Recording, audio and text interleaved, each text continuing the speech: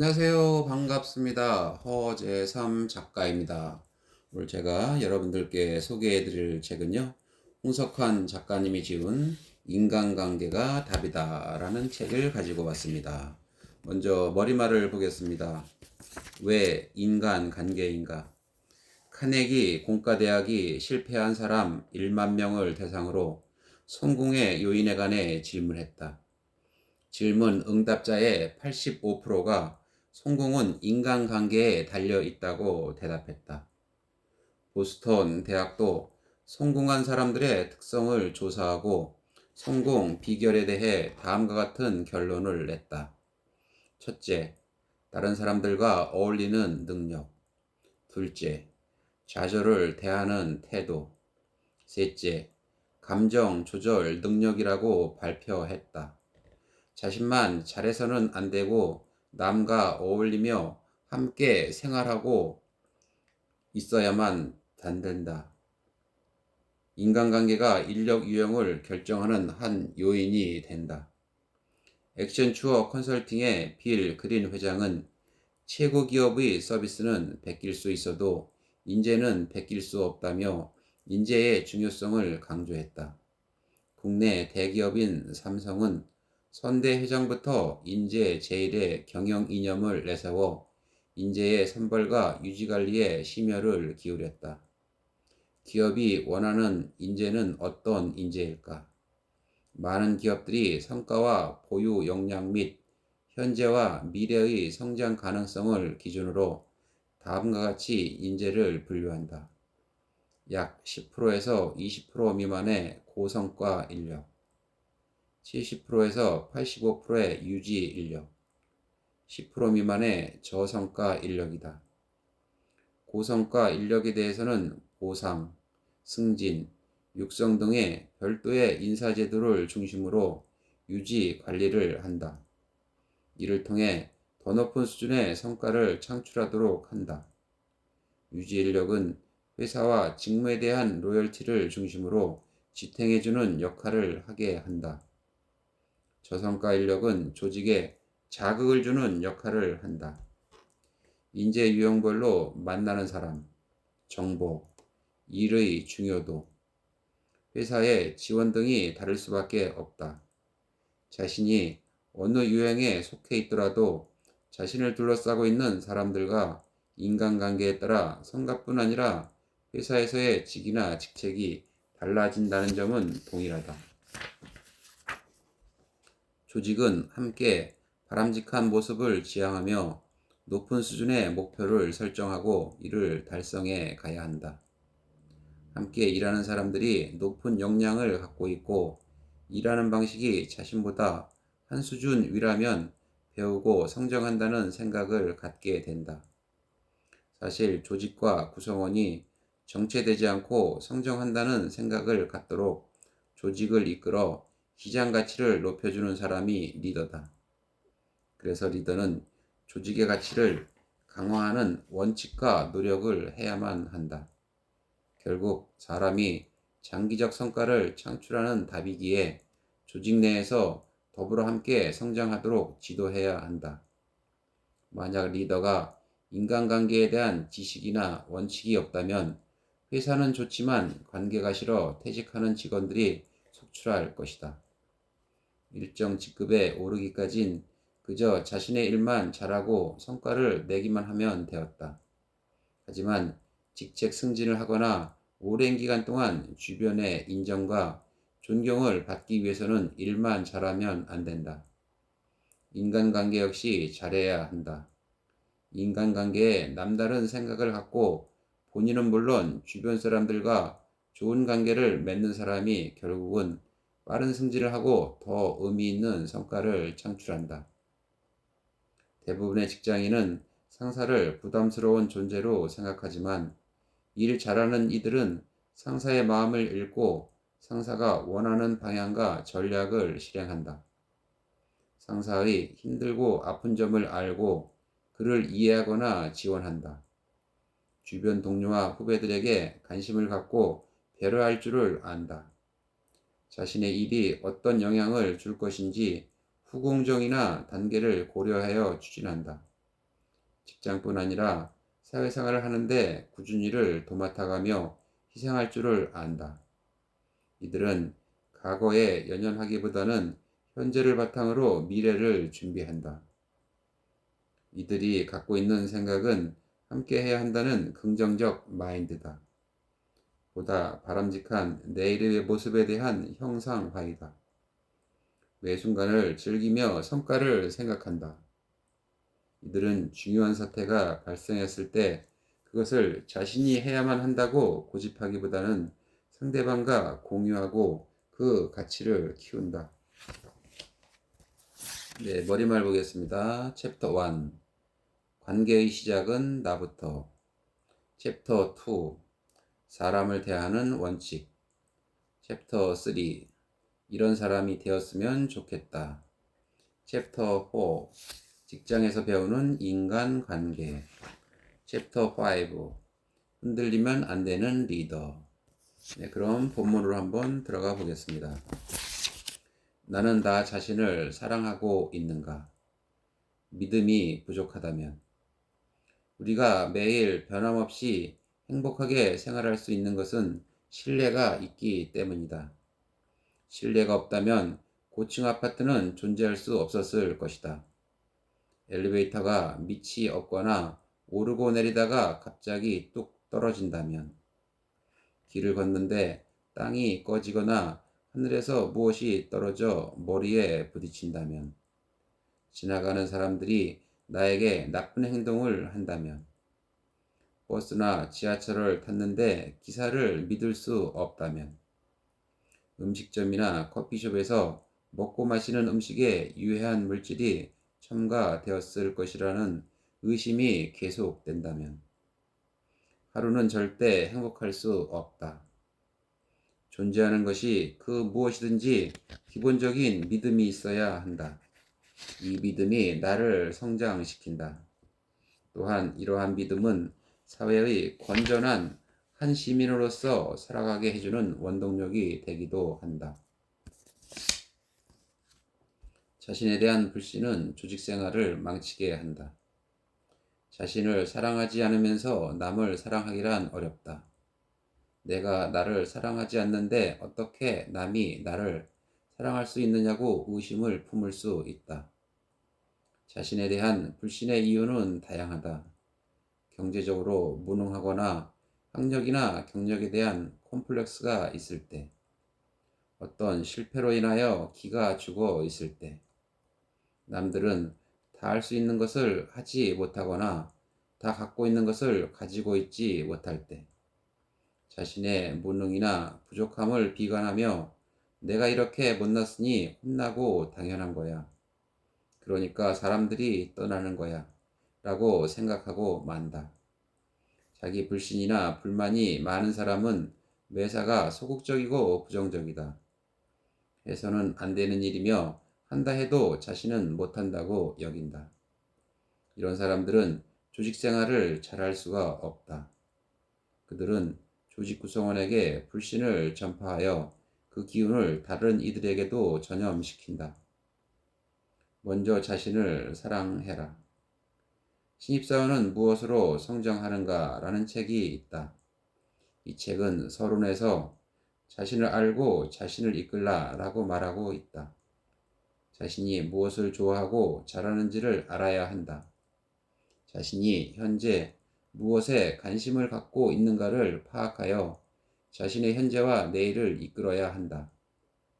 탁구 시합에 지는 경우가 있었다. 그건 상대방의 탁구 실력이 월등히 좋아서가 아니었다. 대부분 나의 실수로 인해 지는 경우였다. 일도 그렇고 매사가 내 잘못이나 실수로 엉망이 되는 경우가 많았다. 실수를 줄이는 방법엔 여러 가지가 있다. 그 중에 제일 좋은 방법은 바로 나 자신을 사랑하는 것이다. 교육을 하던 중 수강생들을 향해 말한다. 자신을 사랑하는 사람 손들어 보라고 말이다. 나의 말에 손드는 사람이 서너 명 정도 보인다. 그 중에 자신 있게 손을 든 사람에게 묻는다. 자신을 사랑하는 것을 어떻게 증명할 수 있느냐고 말이다. 자신을 사랑하는 방법을 물으면 대답이 없다. 사실 사랑한다는 마음을 가지는 것과 그것을 누군가에게 보일 수 있도록 표현하는 것은 다르다. 자신을 사랑하는 사람들은 다음과 같은 특징을 갖고 있다. 첫째, 꿈을 설정하고 하나하나 이끌어 나간다. 자기 자신을 사랑하는 사람들은 꿈이 있다. 그들은 100세까지 자신이 해보고 싶은 버킷리스트 100가지가 있어 더욱 행복하다. 70대에 가장 바람직한 모습이 있어 이를 달성하기 위해 노력한다. 올해 자신이 이루고 싶은 꿈이 있다면 이 꿈을 월, 주, 일 단위로 나누어 실천해 보자. 매일 해야 할 6가지를 정해 추진해 보자. 자신의 꿈이 어느새 삶을 나아가게 하는 원동력이 되어 있을 것이다. 둘째, 자신을 이해하고 도와줄 동반자의 존재를 잊지 않는다. 자신을 지지해주는 동반자가 곁에 있다면 나 자신을 더 사랑하게 된다. 누구나 살다 보면 사는 일이 내 뜻대로 풀리지 않을 때가 있다. 누군가의 위로가 필요하고 기대고 싶을 때가 있기 마련이다. 만일 인생에 동반자가 있다면 이런 경우에 어깨에 기대 실 수가 있다. 보다 길고 멀리 보면서 성장을 이어갈 수 있다. 자신을 더 사랑하는 사람은 평생 함께할 동반자가 있다. 셋째, 자신에게 선물한다. 사랑하는 사람이 있다면 그 사람에게 자신의 모든 것을 다 주고 싶을 것이다. 그 사람이 좋아하는 것이라면 무조건 선물하고 싶다. 자신을 사랑하는 사람은 자신에게 선물을 보낸다. 자신이 원하는 선물을 사서 쪽지 한 장에 사랑한다는 말을 쓰고 포장해 소포로 보낸다면 상대방이 선물을 받는다면 얼마나 기쁘겠는가. 이렇게 자신에게 매달마다 선물한다면 자신을 더욱 사랑하게 될 것이다. 넷째, 아침에 일어나 자신에게 사랑한다고 외친다. 저자는 요즘 학생들에게 말한다. 소중한 사람은 더 소중하게 간직하라고. 소중하다고 마음을 표현하라고 말이다. 아침에 일어나 거울을 보며 나 자신에게 사랑한다고 말해줄 수 있다면 얼마나 좋겠는가. 그러면 얼마나 힘이 솟겠는가. 거울에 비친 자신을 자랑스럽게 여기고 파이팅을 외칠 수 있다면 그렇게 하루를 시작하면 힘이 솟지 않겠는가. 자신의 강점을 알자. 과거의 이력을 잊어라. 70년대에서 80년대 사무직으로 직장 생활을 한 분들은 한 직무에서 쭉 일하기가 쉽지 않았다. 전문가가 아닌 관리자로 성장하기 위해서는 다양한 직종의 업무를 수행하고 폭넓은 사업과 직무 경험을 쌓아 의사결정을 해야만 했다. 2, 3년 동안 한 업무를 수행하고 직무순환을 통해 전혀 다른 업무를 수행하기도 했다. 누가 또 관리자나 경영자가 될지는 알 수 없다. 하지만 관리자나 경영자가 되려면 기본적으로 근면 성실하고 여건과 운이 좋아야 한다. 관리자가 되지 않은 직원들은 50세 전후로 퇴직하여 제2의 인생을 살아가야 했다. 물론 경영자가 되더라도 60세를 넘길 수는 없다. 시대가 발전하면서도 오늘날은 100세 시대가 되었다. 퇴직을 하고 적게는 40년, 많게는 50년을 더 살아야 한다. 때문에 일도 더 해야 한다. 문제는 어떤 일을 할지 알 수 없다는 점이다. 퇴직 전에 했던 일들은 깊이가 없다. 이력서에 학력을 차곡차곡 쌓아 올리듯이 직장에서 맡았던 직책과 승진 이력, 담당했던 부서만 나열한다. 이러한 과거의 이력은 새로운 일을 하는데 크게 도움이 되지 않는다. 먼저 자신을 정확하게 파악하고 있어야 한다. 새로운 일과 직장을 선택할 준비가 되어 있는 직장인이 그렇게 많진 않다. 살면서 30세까지는 자신이 해야 할 직업과 직장을 구하기 위해 열심히 공부했다. 사실 분명한 미션과 비전을 갖고 직업을 선택한 사람은 많지 않다. 어떤 결정적 계기에 의해 직업과 직장이 결정되었다. 과거엔 그랬다. 30세 이후부터 60세까지는 대부분 평생 직장이라는 개념이 있었다. 많은 사람들이 처음 입사한 직장에서 열심히 일했다. 직장인으로 원하는 것이 있다면 좀 더 많은 보상과 보다 높은 직책으로의 승진이었다. 모두가 앞만 보고 집과 가정을 오가는 생활의 연속이었다. 그렇게 돈을 모으고 결혼을 했다. 결혼하여 아기가 태어나고 그 아이들을 키우는 재미가 인생의 전부였다. 퇴직하는 시점까지 100세를 살아갈 준비가 되어 있지 않은 상태에서 회사를 떠나게 되었다. 준비가 되어 있지 않기 때문에 새로운 일을 선택하기가 쉽지 않다. 그러니 어떻게 하면 좋을까? 남들에게 물어도 별다른 뾰족한 방도가 생기지 않는다. 먼저 자신에 대해 알아야 한다. 자신이 정말 좋아하는 것과 잘하는 것이 무엇인지 알아야 한다. 자신의 강점과 약점을 100개씩 나열하면서 보다 명확한 강점과 약점을 파악해야 한다. 자신을 알아야 자기 개발을 할 수 있다. 또한 그래야만 자신의 철학과 가치에 맞는 올바른 일을 선택할 수 있다. 직장에 있는 동안에 자신이 어떤 일을 할 때 즐겁고 의미 있었는가를 찾아보자. 퇴직했을 때 할 수 있는 일을 맡을 준비를 해야 한다. 자신을 알지 못하고 이직 준비가 되어 있지 않으면 퇴직과 동시에 언덕은 사라지고 시베리아 벌판에 홀로 서 있는 자신을 보게 될 것이다. 왜 아무도 노라고 못하는가? 미쓰비시 자동차 사례. 미쓰비시 자동차는 2016년 연비 조작이 발각되면서 결국 르노, 닛산에 매각되었다. 사실 미쓰비시는 이전에도 차량 결함을 은폐하였다가 탄로나는 바람에 회사가 휘청거린 적이 있었다.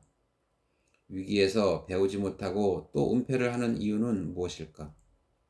2016년 연비 조작의 발단은 미쓰비시의 조직 문화가 노라고 말하는 것이 불가능하였기 때문이다. 시키는 것은 무조건 따라야 하는 문화였고 왜 이것을 해야 하는가를 묻지도 못하는 문화였다. 자신에게 주어진 일은 그것이 회사에 심각한 피해를 줄 사안이어도 담당자 선에서 끝내야 한다는 의식이 강했고 최고 경영층에게도 보고가 되지 않았다. 왜 잘못된 일을 보고하지 않겠는가? 그것은 담당자와 현장 부서에서 경영층을 신뢰하지 않기 때문이 아니었을까? 문제가 발생했을 때 보고를 하면 문제를 일으킨 담당 부서와 담당자만 책임을 져야 하는 문화라면 굳이 경영층에 보고를 하지 않고 해결하려고 하거나 은폐하게 된다. 사내 비판의식은 현저하게 떨어지고 경영층은 현장에서 무슨 일이 어떻게 돌아가고 있는지 모르기 때문에 위기에 제대로 대응할 수 없는 상황이 되고 결국은 망하기 마련이다. 조직 내 보이지 않는 관계 문화가 결국 회사를 망하게 했다. 회장님의 호통. 8시에 출근하여 자리에 앉자마자 전화벨이 울린다. 8시에 무슨 전화? 잠시 망설였다가 받으니 빨리 올라오라는 회장의 호출이다. 잘못한 것도 없는데 무슨 일인지. 조금 불안해하며 수첩을 들고 20층을 향했다. 비서의 표정이 굳어 있었다. 비서는 내게 빨리 들어가라고 한다. 네, 오늘 저는 여기까지 소개해드리고요. 다음 시간에 더 새로운 책을 가지고 다시 돌아오도록 하겠습니다. 네, 감사합니다.